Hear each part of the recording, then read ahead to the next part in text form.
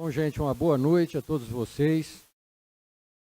Como eu sempre costumo iniciar, eu sempre peço a Jesus que possa abençoar a cada um de nós que aqui se encontra hoje presente e que com essa sua bênção a gente possa unir os nossos pensamentos e projetá-los no mesmo propósito e intenção, que é exatamente o perfeito entendimento entre cada um de nós aqui nessa noite, tá? Muito bem. Umas 2 semanas atrás, aí mais ou menos, eu vi pela internet, no WhatsApp, um videozinho que era um trecho daquela série de ficção científica, Jornada nas Estrelas, né? E eu gosto muito daquela série, por sinal. E nesse trecho, tinha uma conversa entre aquele comandante Picard lá da nave Enterprise, com 3 indivíduos que durante a história ali, não sei de que modo, eles haviam sido transportados do passado, do nosso século, do século 21, para o século 24, que é onde ali transcorre toda a história, não é? E esse comandante Picard estava tendo exatamente uma conversa com esses 3 indivíduos, onde ele dizia para essas pessoas que em 300 anos, né, porque a história ocorria no século 24, a humanidade havia mudado muito, né? Eles não eram mais obcecados por acumular coisas, e que eles haviam eliminado já as necessidades materiais, os desejos de posse, e aquela ânsia que todos nós temos de acumular, de conquistar, enfim. E no transcorrer dessa conversa, ele fala no final dessa frase uma coisa que eu achei muito interessante. Ele fala assim: saímos da infância. Vejam bem. E nesse momento, um desses 3 indivíduos do nosso século vira para ele e fala assim: mas você se enganou. Nós não estamos atrás de posses, nós estamos atrás do poder. E ele pergunta: mas o poder para fazer o quê? E eles respondem: exatamente para poder comandar a vida, para determinar o destino de cada um. E o comandante responde, fala: isso é uma ilusão. Ele fala: nós não temos mais necessidades materiais. E um deles retruca dizendo: mas como eu vou fazer? Meu escritório desapareceu, meu dinheiro não tenho mais. Como eu vou viver, né? O que eu faço? Qual é agora o desafio? Olha o que ele diz. E o comandante responde: o desafio, senhor Oppenhauer, é exatamente você conquistar o teu interior, você se enriquecer por dentro, você mudar por dentro. Esse diálogo, gente, tem uma profundidade tremenda, porque é exatamente o foco doutrinário que nós temos. É promover o quê? Como eu sempre digo, é a nossa mudança, é a reformulação interior, é o enriquecimento interior, porque o nosso desafio hoje, né, de quase a totalidade das pessoas, é o quê? É a conquista, é a posse, é o poder e assim por diante. E isso, sem dúvida nenhuma, é o caminho que nós vamos ter que um dia superar.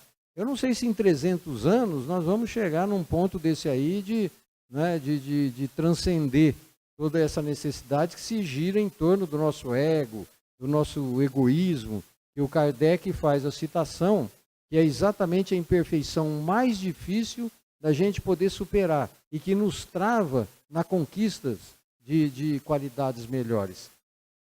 Então, a mudança que todos nós temos que realizar, e isso eu falo recorrentemente, eu repito todas as vezes, há muitos anos, em todas as palestras, aqui todas as vezes, né? Dependendo o tema, eu consigo dar a volta e cair no mesmo ponto nessa situação, que é exatamente a mudança que nós temos que promover, o enriquecimento interior que esse comandante Picard falou ali na série, é exatamente a mudança em nível de sentimento. O sentimento é o que vai importar. Quando nós tivermos o foco da melhora, não tem o foco na melhora do comportamento. O comportamento é uma coisa que se melhora de um modo automático depois do sentimento. A nossa tendência é quando nós mudamos, motivados exatamente pela vontade de mudar, pela boa vontade de mudar, a gente acha que chegou na meta final. E não chegamos na meta final. Quando se muda o comportamento, sem o sentimento, essa mudança dura muito pouco. Né? A mudança que dura é a mudança que a gente faz aqui, ó, e não aqui, em nível de razão e de intelectualidade. Então a pergunta seria, como que nós poderíamos fazer isso aí? Porque a mudança que nós temos que realizar é a mudança consciencial, é a mudança em nível de consciência, né? Como eu já disse. E essa consciência, gente, a primeira coisa que nós temos que fazer é entendê-la. É entender qual é a dinâmica do seu funcionamento. O que é ela e o que funciona. Porque perguntem cada um de vocês para vocês mesmos, o que é a consciência? E nós começamos a devagar, né? Então, para nós podermos entender de um modo mais didático, mais simplificado, nós vamos fazer em termos de uma analogia, de uma comparação. Vamos imaginar, vejam bem, que a nossa consciência é exatamente um tecido. E como todo tecido que vocês sabem, ele é formado o quê? No entrelaçamento de fios, certo? Formando as tramas aqui do tecido. Esse tecido consciencial que nós temos, ele vai vibrar determinando o padrão moral e comportamental de cada um de nós. Vocês podem colocar para entender, cada fio que vai se entrelaçando é exatamente tudo aquilo que a gente pensa, aquilo que a gente fala e aquilo que a gente faz, em termos de sentimento. Esses 3 fios é que vão entrelaçando basicamente ao nosso padrão consciencial. E esse tecido consciencial, vejam bem, ele pode, sem dúvida nenhuma, ser lesado. Vamos colocar aqui, ó, para vocês poderem entender esses círculos aqui de outra cor como sendo as lesões que podem ocorrer em nível de consciência. Essas lesões, elas podem ser de fora para dentro e de dentro para fora. Ou seja, quando nós pensamos, falamos e sentimos, o determinado padrão disso aí é o que vai promover a vibração desse tecido e, consequentemente, ou a sua melhoria ou a sua patologia em termos de lesão. Aí vocês poderiam perguntar, quais são as causas principais para poder lesar, para poder estragar esse tecido, para ser mais simples? E eu diria para vocês, basicamente são 3. Primeiro, é o julgamento. Segundo, é a crítica. Terceiro, é a mentira. Ainda bem que nenhum de nós, como espírita, faz isso. Nós não fazemos isso. Mas, basicamente, são esses 3 comportamentos. Por que isso aí lesa? Veja bem. Porque a partir do momento em que a gente pensa, fala e faz, através de um processo de visualização, a gente cria, vamos colocar em volta aqui, ó, um campo magnético em volta da nossa consciência, em volta desse tecido consciencial. E esse campo magnético, tudo aquilo, dentro de um determinado desejo, intenção e propósito, que a gente emite esse pensamento, nós vamos emitir corpúsculos eletromagnéticos, e hoje a ciência comprova aquilo que está escrito nos livros espíritas. O Áureo lá, que escreveu Universo e Vida, há muitas décadas atrás, ele faz essa definição do pensamento. Então a gente emite esses corpúsculos magnéticos, e o que acontece? Ele bate no alvo e volta automaticamente, atraído magneticamente por esse campo magnético que nós formamos. Isso aí é conhecido na doutrina como ação e reação. O Kardec, na Revista Espírita, aí no século XIX, ele chamava isso de lei do choque de retorno. É a mesma coisa. Ou seja, aquilo que você emite, você forma um planejamento disso aí, isso aqui bate lá no alvo e automaticamente volta para nós. E é exatamente esse voltar, a hora que volta depois da emissão, que começa a promover aqui esse tipo de coisa. E a crítica, o julgamento e a mentira são os três principais fatores. Poderiam perguntar, qual é o remédio para isso aí? Qual é o antídoto desse processo? E é exatamente aquela frase que Jesus falou no Evangelho. Faça aos outros aquilo que desejaria que fizesse a você próprio. Essa é a solução. A partir do momento que a gente conscientiza disso, nós temos que começar a praticar, né? E a reforçar o hábito de, na hora que nós temos a pulsão, ou muitas vezes o impulso de poder pronunciar e emitir esses pensamentos, o policiamento faz com que a gente reverta esse processo. Isso é plausível e é possível fazer isso aí. A outra lesão que eu falei, essa é de dentro para fora, a que vem de fora para dentro, é exatamente as lesões, gente, em nível de consciência. Isso aí é inevitável no próprio viver, né? É a educação dos filhos, que muitas vezes a gente acha que está perfeito, e faz ali, pressiona as crianças, promove situações em que desequilibra, é o bullying na escola, enfim, é toda essa série de coisas que também provoca essa lesão de fora para dentro. A solução ou o remédio para isso aí seria exatamente uma coisa chamada perdão. Não tem outra, né?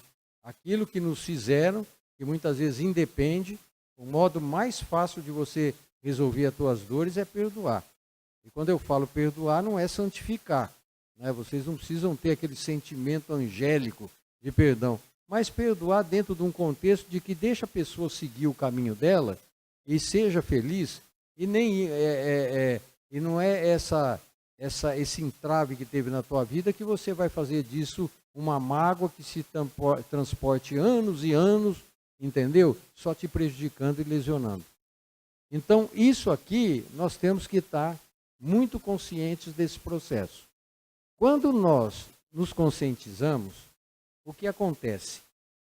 A gente começa a ver que tudo aquilo que acontece conosco, eu vou ser radical, tudo aquilo que acontece conosco, o responsável somos nós mesmos.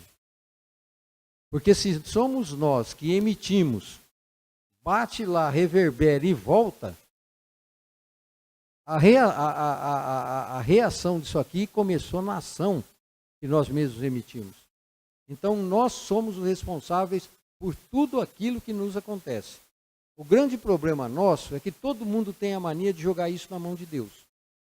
Então, Deus me deu a doença porque tem um motivo. Deus me deu a saúde graças a Deus.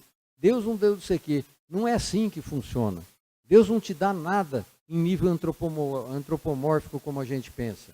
Deus fez o quê? Ele fez leis inexoráveis.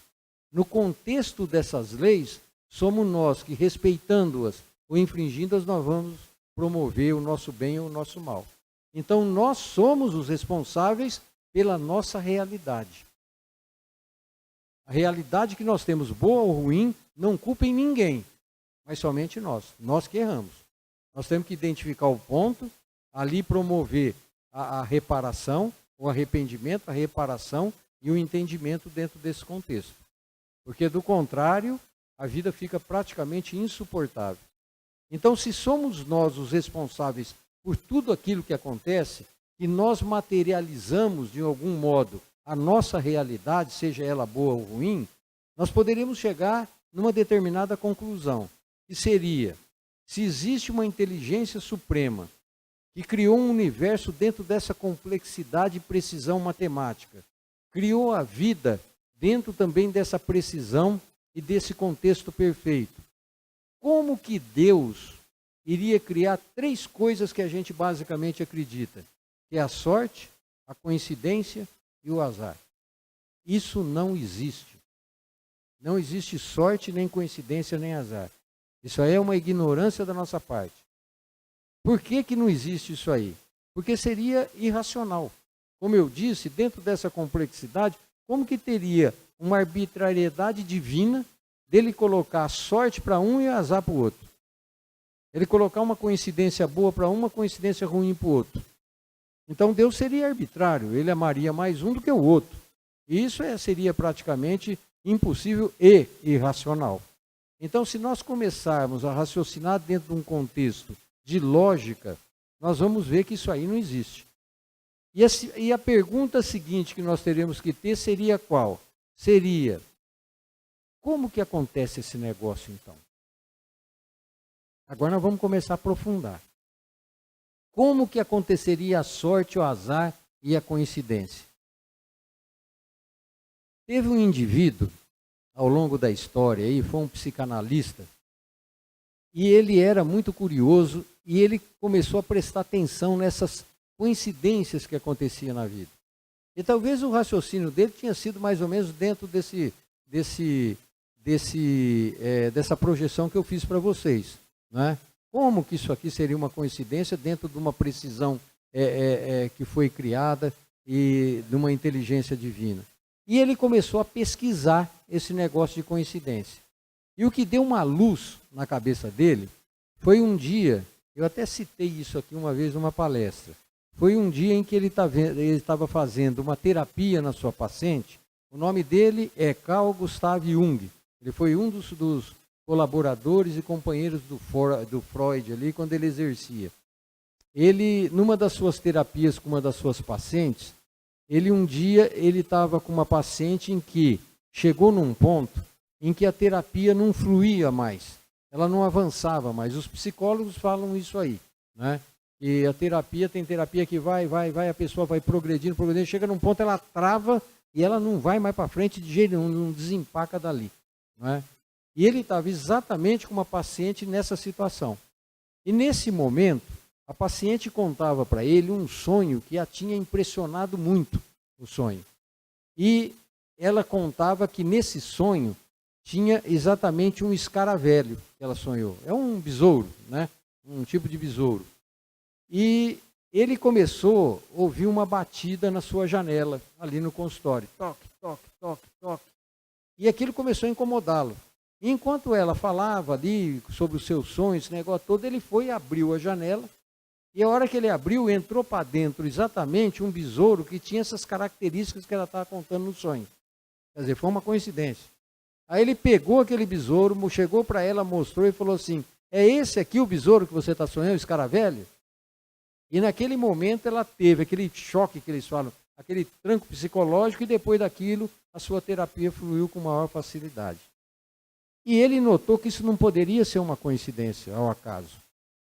Porque não era a época disso aí, não era um inseto em que era comum, e muito menos naquele horário, ficar batendo para poder entrar na janela. E aí ele começou a desenvolver as suas teorias. E o que ele falou disso aí?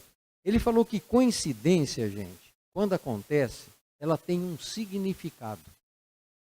Toda coincidência que acontece na nossa vida tem um significado. E esse significado, ele é acausal. O que quer dizer isso aí?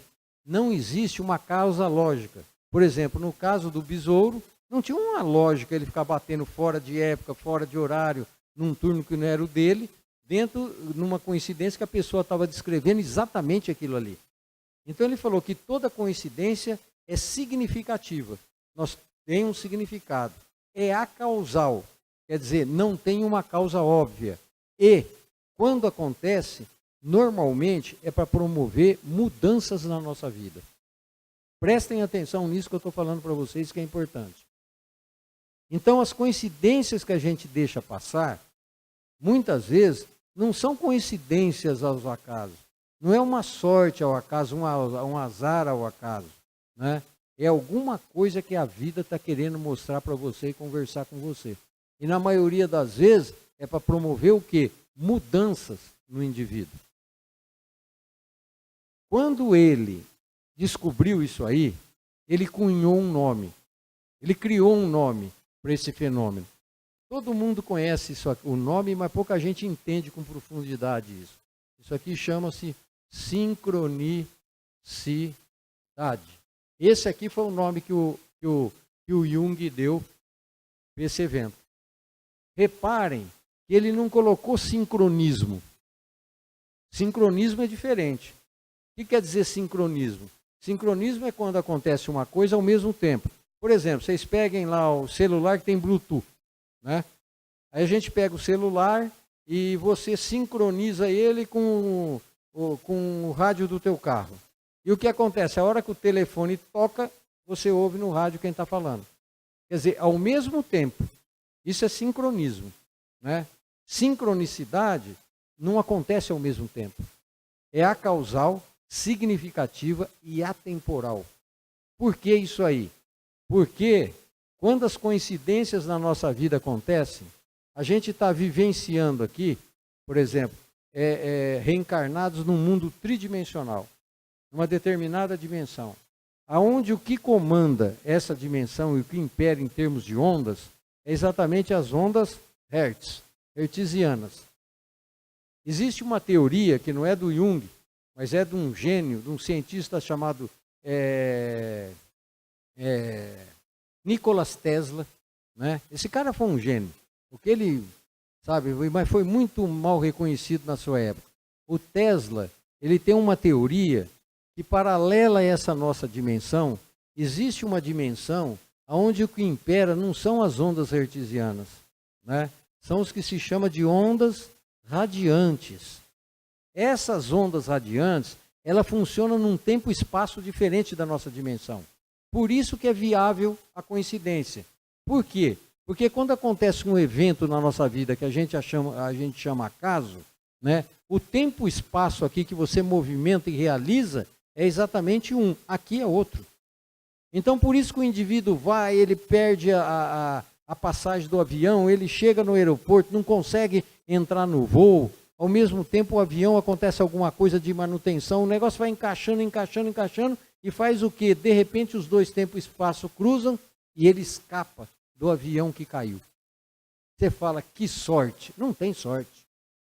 Que azar do outro que entrou. Não tem azar. Dentro de um contexto de causa e efeito, a sincronicidade se estabeleceu. É um dos eventos que a gente pode interpretar. Então, quando acontecer a sincronicidade, ou seja, as coincidências significativas e acausais, vocês não identificam uma causa, vocês têm que ficar espertos. Por quê? Porque tem um significado. É a vida conversando conosco, né? E a gente tem que prestar atenção. E sempre que isso acontece, é porque necessita mudanças na nossa vida. Eu vou contar um exemplo que vocês vão entender. Há uns 25 anos atrás, mais ou menos, eu dava um curso de espiritismo, né? E nesse curso de espiritismo, eu sempre procurava incorporar alguma coisa em que fosse um pouco de novidade, para não ficar uma coisa muito rotineira, né? E eu encaixava sempre alguma coisa que eu estava lendo, os temas que eu estava lendo, porque eu não tinha tempo, era toda semana, de ficar desenvolvendo aulas para fazer aquilo, né? Então, eu sempre ia lá e falava meio de improviso, mas ia encaixando coisas.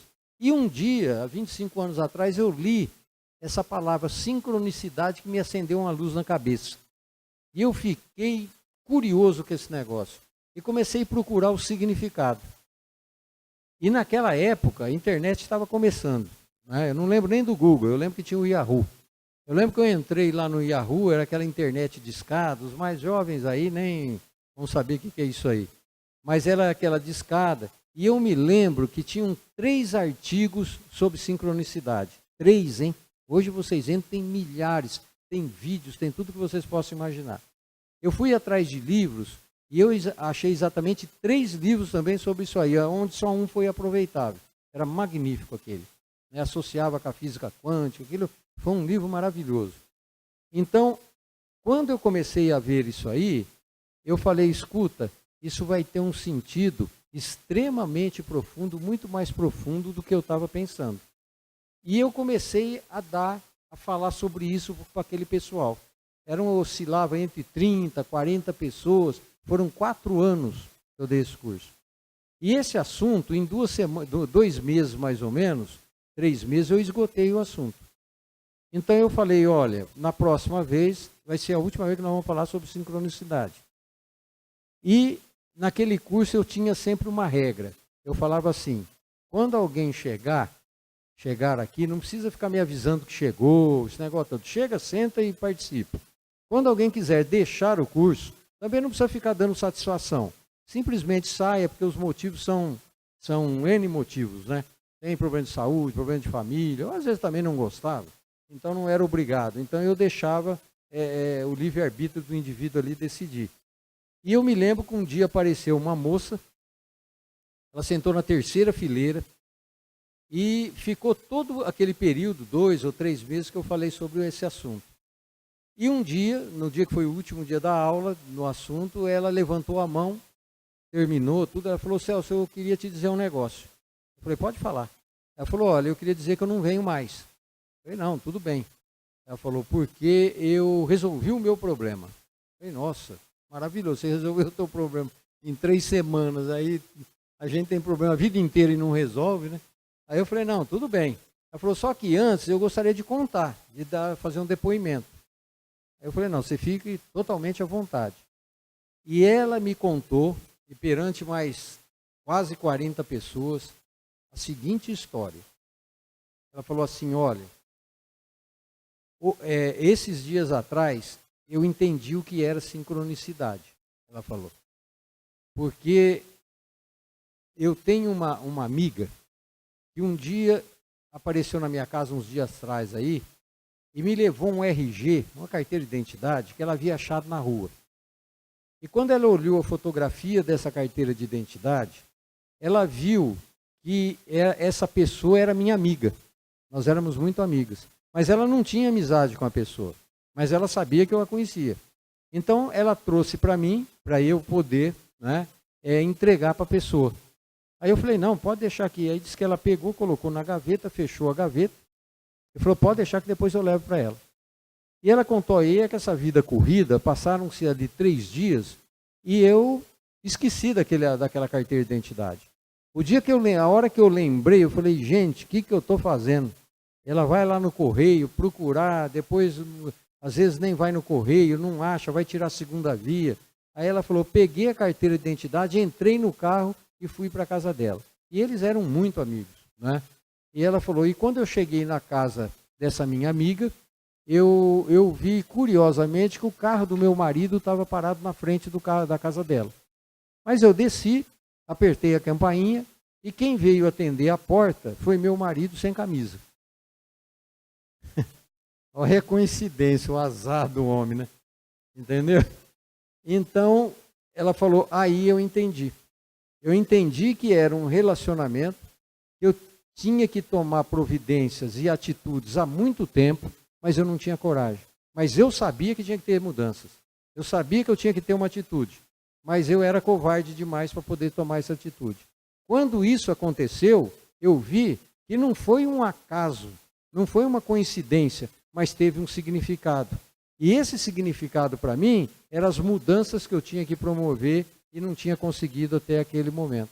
Ela falou: então eu queria te agradecer e tal, falou aquele negócio e foi. Gente, isso me deu uma satisfação que vocês não imaginam. Sabe? Porque isso é verdade. Isso aí não é uma história. É uma coisa que nós temos que prestar atenção quando acontece conosco. Por quê? Porque isso nos é favorável e a própria vida mandando o evento para que a gente mude ou a percepção, ou as atitudes, enfim, alguma coisa na nossa vida. Isso é uma realidade. Tem um texto do Carlos Castaneda, que é um texto maravilhoso. Eu acho esse texto demais. Chama, eu não sei o título, mas fala sobre o centímetro cúbico. O texto fala assim, mais ou menos, né? Todos nós, quer sejamos guerreiros ou não, temos 1 centímetro cúbico de oportunidade na vida que surge perante os nossos olhos de tempos em tempos. A diferença entre um homem comum e um guerreiro é que o guerreiro sabe disso e está vigilante para quando aparecer a oportunidade, ele agarrá-la. Ó o texto que ele escreve. Então vocês não tenham dúvida que periodicamente todos nós temos 1 centímetro cúbico que passa perante os nossos olhos. Mas a gente não percebe. Por quê? Primeiro porque às vezes não tem esse conhecimento. E é um dos motivos que eu estou falando isso para vocês. Entendeu? Segundo, talvez a gente não esteja maduro para isso aí. Quantos de nós, numa certa idade, a gente olha para trás e fala, nossa, se passa aquela oportunidade para mim hoje, ia ser diferente. O meu comportamento ia ser hoje. Se ocorre aquela coincidência que teve, eu tinha que agarrar aquela oportunidade. Mas eu não agarrei. Todo mundo tem isso aí. Não é meia dúzia, não. Todo mundo. Então, o centímetro cúbico de oportunidade, guardem isso aqui, ó. Guardem isso aqui, centímetro cúbico de oportunidade. Isso aqui nós temos que estar alertas e vigilantes para agarrá-lo no momento ideal. Eu tenho uma secretária que outro dia ela falou assim para mim, eu vou fazer uma tatuagem, não sei o que eu faço. Né? Aí eu falei, você quer a tatuagem grande ou pequena? Ela falou assim, não, eu tenho que fazer pequena, eu quero uma coisa discreta. Aí eu falei, vou contar uma história para você, você tatua centímetro cúbico. Quer coisa melhor que isso? Né? Você vai estar sempre lembrando. E você sabe que ela falou que vai. Eu expliquei para ela, contei a história lá e falei para ela, ó, faz isso aí, faz a tatuagem, centímetro cúbico. Então, isso, gente, nós temos que estar alertas. Então, essa sincronicidade, ela é acausal, significativa e normalmente é para promover mudanças na nossa vida. Não é acaso, não é coincidência, não é sorte e não é azar. Isso não existe. Isso não existe. Dentro de uma complexidade de precisão em nível de criação, como que vai haver três coisas? Aí vão haver três coisas chamadas sorte, azar, coincidência. Né? Deus não joga coisas assim aleatoriamente, não é assim que funciona a criação. Então, quando isso acontece, o que ocorre? O nosso nível consciencial é o responsável por isso aí, porque somos nós que atraímos e repelimos tudo. Dependendo do padrão vibratório, ou vamos dizer assim, dependendo da tua assinatura consciencial, porque todos nós temos uma assinatura vibratória, é aquilo exatamente em que você, mesmo de um modo inconsciente, você está atraindo para você, porque em nível consciente talvez não saiba, mas lá no fundo da alma, no teu inconsciente, você sabe que tem que ter mudança. E como você não tem percepção disso, a vida usa determinados mecanismos. E, para vocês poderem entender, lembrem-se, é atemporal. O tempo e o espaço é diferente de funcionamento. Por isso que a coisa dá certo. O negócio vai, tal, pá, encaixa. Você fala, nossa, como é que pode um negócio desse? Olha que coincidência. Né? Então, isso nós temos que estar alertas. Nós temos que estar vigilantes. E aí, viria outra pergunta. E aí eu vou pegar um gancho também agora da palestra passada, para a gente fazer uma continuação e aprofundar um pouco. Quem aqui, há um ano atrás, estava aqui, lembra que eu falei assim, não, nós vamos continuar isso, é que nem novela da Globo. Lembra? Nós vamos continuar. A pergunta seria, o que acontece com esse tal desse tecido consciencial ou da consciência quando a gente desencarna? Isso é outro fator importante para a gente entender. Porque quando nós estamos na Terra, esse tecido consciencial envolto magneticamente aqui, ó, onde magneticamente nós temos essa envoltura nele, nós temos que entender que aqui comporta de um jeito, na dimensão espiritual comporta de outro.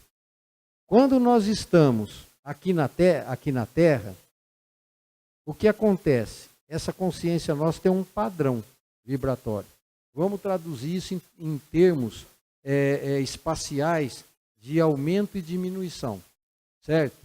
Então, aqui na Terra nós temos um tamanho de consciência. Quando nós desencarnamos, o que acontece com essa consciência é que há uma expansão consciencial. Quando há essa expansão consciencial, nós mudamos o nosso grau de percepção do lado de lá. Quando nós reencarnamos, a consciência contrai. Então, desencarnamos, ela expande. Reencarnamos, ela contrai. Por isso que quando a gente desencarna do lado de lá, a gente tem um comportamento diferente. Vocês não leem nos livros espíritas, por exemplo, que lá no nosso lar, nessas colônias aí que, né, estão no umbral ainda lá, as colônias não são dimensões elevadas, né? Mas fica todo mundo bonzinho. Vocês não notam isso aí? Você lê o livro, o camarada fica emocionado, ele muda a percepção, ele muda suas emoções, os seus sentimentos.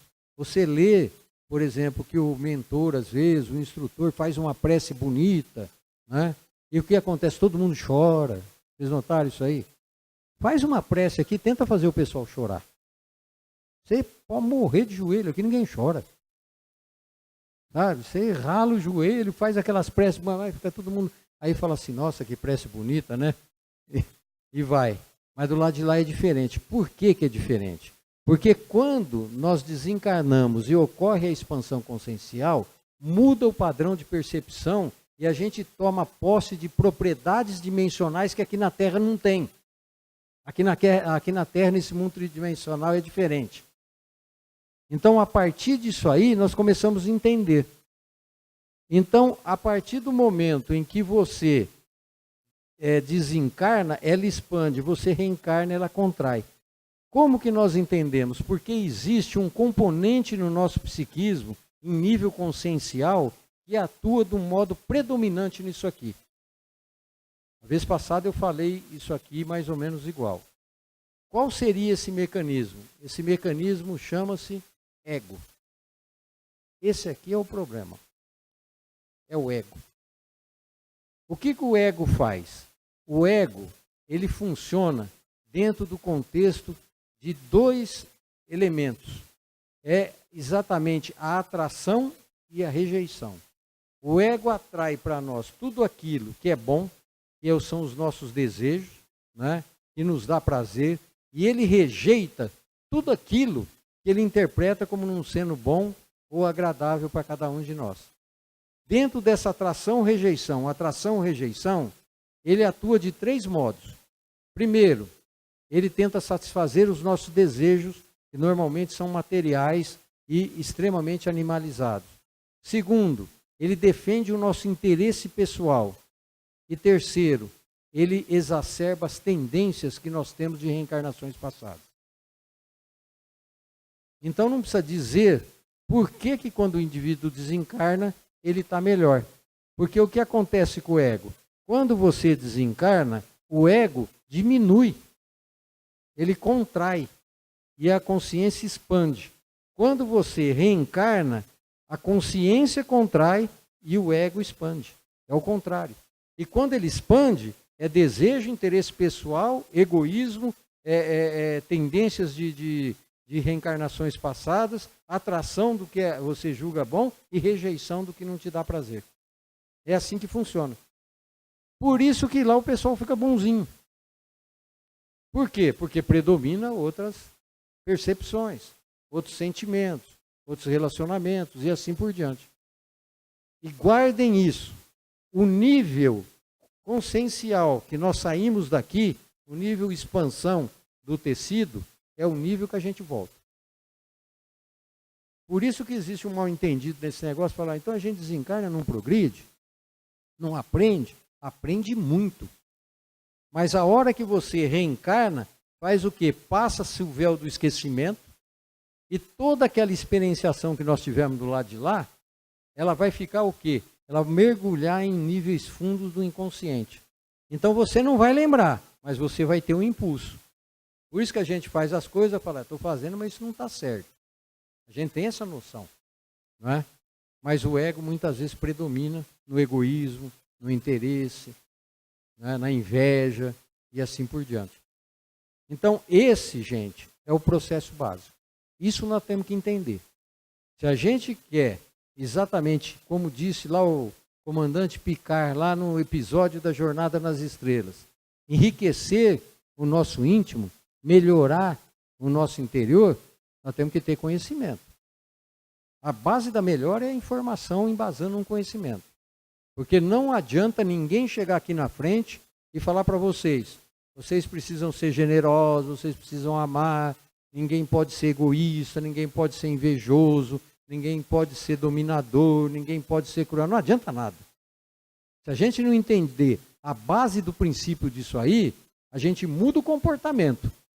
Faz de conta que é bonzinho, mas não muda o sentimento. E a meta da doutrina é mudar o sentimento. E aí o comportamento vem na sua mudança de um modo extremamente natural. Só mais uma coisa para finalizar, eu acho importante nos dias de hoje. Esse mecanismo que eu falei para vocês de expansão e contração, quando ocorre o ato da desencarnação, vejam bem, a tendência, porque isso aqui é mecânico, é automático isso aqui. Ele faz querendo ou não querendo, né? Isso aqui acontece. Quando nós desencarnamos, nos primeiros momentos da desencarnação, ocorre uma pequena contração para depois seguir a expansão. Esse tempo da primeira contração vai depender do padrão da assinatura vibratória em nível consciencial de cada um de nós. Então, se, por exemplo, o indivíduo desencarna aqui, ó, ele sofre a desencarnação, mas o padrão consciencial dele é de ódio, é de raiva, é de apego nas coisas materiais e assim por diante, o que ocorre? Ele não vai sofrer o processo expansionista de imediato.